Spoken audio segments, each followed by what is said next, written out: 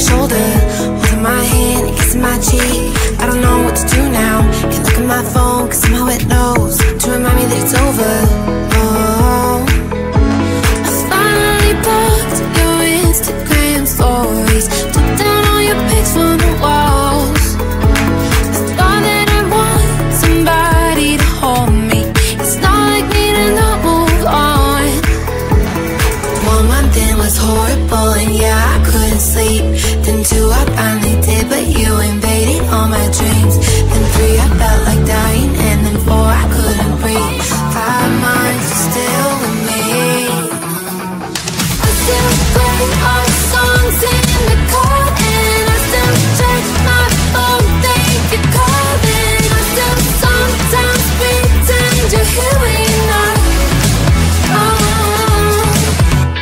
And I still wear your t-shirt to bed, and I still read the text you would send, and I still wish that you were here but you're not. I wish you're gone. Thought it'd be a little clearer after